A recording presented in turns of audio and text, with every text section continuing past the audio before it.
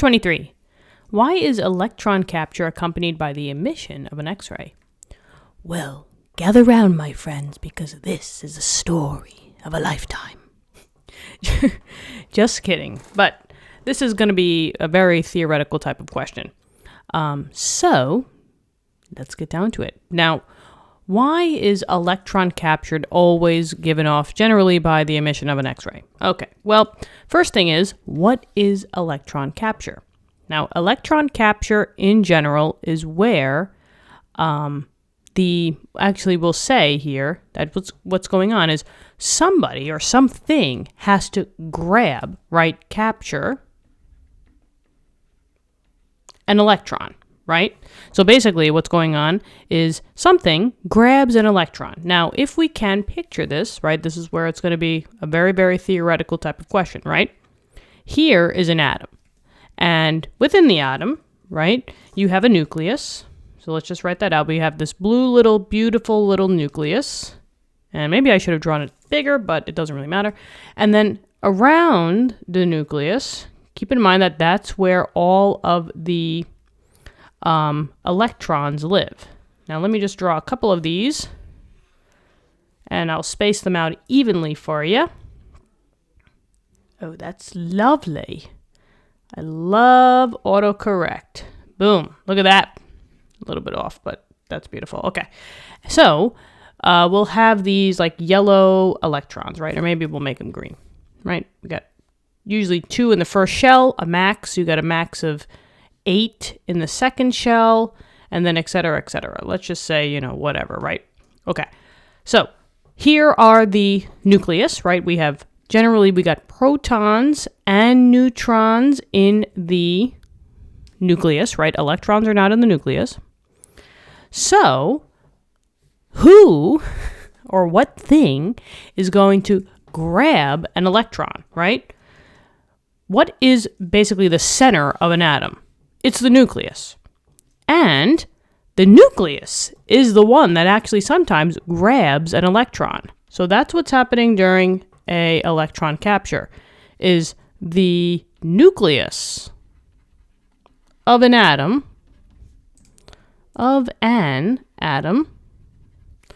grabs, that's where the capture comes from. It captures an electron.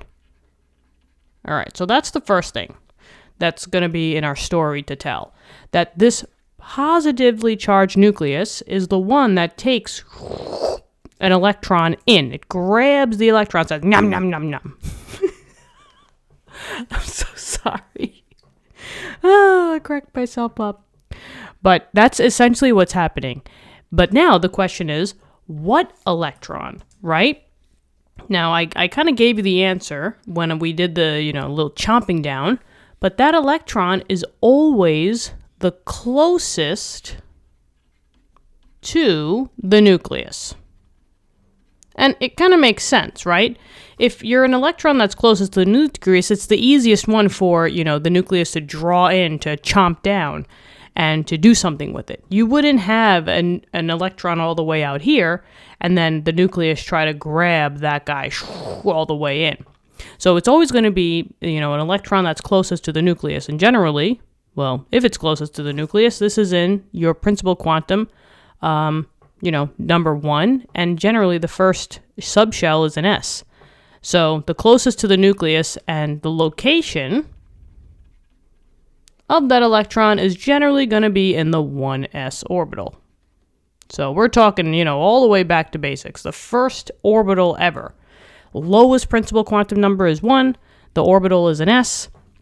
And that's what's going to happen. So the closest one comes right in. Bleep, bloop. And it gets swallowed up by the nucleus. All right, well, what then happens after that? Well, let's look at the balanced equation. So let's look at the equation of electron capture. Whee! So, if we just look at it and see what's going on, right? Bada bing, bada boom. Wow, here it is. So now, the general equation for electron capture is that your electron is being grabbed or captured by the nucleus. And what happens is it interacts with a proton, right? Because remember, electrons, they don't exist in the nucleus. So as soon as that electron comes in, it's got to react with something. And it turns out that it reacts with the proton. And since the charges cancel out, 1 and a negative 1, it turns into a 0 charge, right? It's neutral. And that is a neutron. So that's what's really going on once that closest electron to the nucleus gets pulled in. The proton will react to an electron, and bada bing, bada boom, it turns into a neutron. So, in essence, what's really going on here is now you are decreasing you're decreasing the atomic number by 1 because you don't have that proton anymore. You turned it into a neutron. So you're decreasing the atomic number by 1, and because of that, you're changing the element. But now, the question is, right? If you have, now we'll say that this guy has gone into here, right? And because of that, the proton and the electron get canceled out, and they become now additional neutrons. So now you have one more neutron and one less proton. Okay, and why did I say changing the electron? I meant changing the element. I think I was thinking of something else. But remember, each individual element has its own unique atomic number. Once you change that element, you drop it by 1, you're going to a whole new element. So now, whatever this element was, is now a completely different element. But the question is, now you have a space here that is vacant. You need to get that electron back.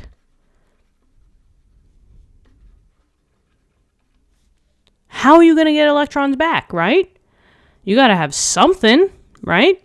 And generally speaking, in the atom, right, the closest material, and then as farther away you go, you need, or you have, additional electrons. But now, how do you replenish your electrons all the way to the center, right, or to the closest one to the nucleus?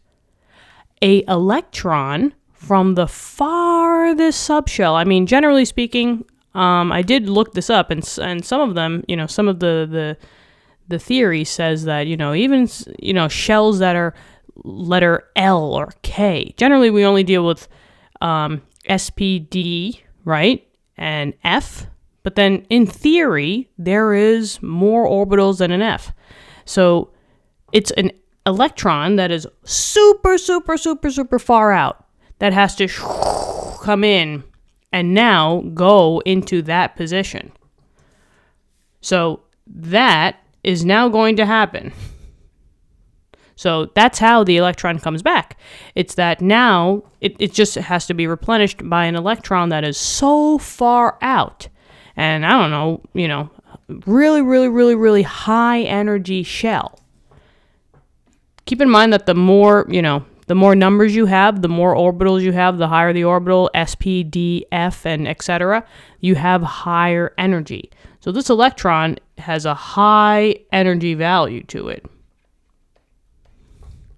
So when we do this, right, it doesn't cost for free, right? It's not free to do. You have to expend something. And in terms of chemistry, anything that is done always gets expended via energy. So if you're trying to remove, or move this electron to that location where, that nucleus got captured, the electron, you need to expend energy. So that electron movement requires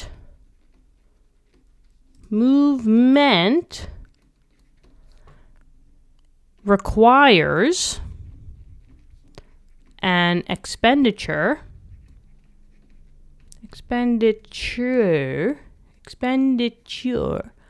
of energy. And if you're expending energy, that basically means that energy will be released. So if we did the math for it, that means that your energy should be a negative value. And if we look here, let me just move this over because we are almost at the end of my story, right? If we look over here, it says that we are emitting an X-ray. If you are undergoing emission, that always means that you're throwing it into the atmosphere. That means that this is going to be in the products. Well, in this case, what is going to be in the products? An X-ray, right? So, keep in mind that an X-ray is on the electromagnetic, and let's pull this over here. It's on the electromagnetic spectrum, right? Just like all your other rays, right? Gamma rays that we've talked about. We have X-rays, we got ultraviolet rays. Ooh, that sounds like a nice potato chip. We have ultraviolet rays. So many other rays, right? Radio waves, right? So this is just one certain type of energy. It's got a certain type of frequency and wavelength, because that's all that basically energy is, right? It's a certain amount of wave that has a frequency and a wavelength to it. So that's what's happening here. The expenditure is totally energy, and that energy has a certain amount of wavelength and a certain amount of frequency, and generally speaking, that wavelength and that frequency will correlate with an X-ray energy value. I believe that frequencies for X-rays are like 10 to the 16th, 10 to the 17th. So they're, they're in the middle of the spectrum somewhere. They're not all the way at one end. But that's all that it is. So this, in a nutshell, is the story of why electron capture always comes with an emission of an X-ray. So hopefully this helped. Let me know in the comments. This one was fun to explain.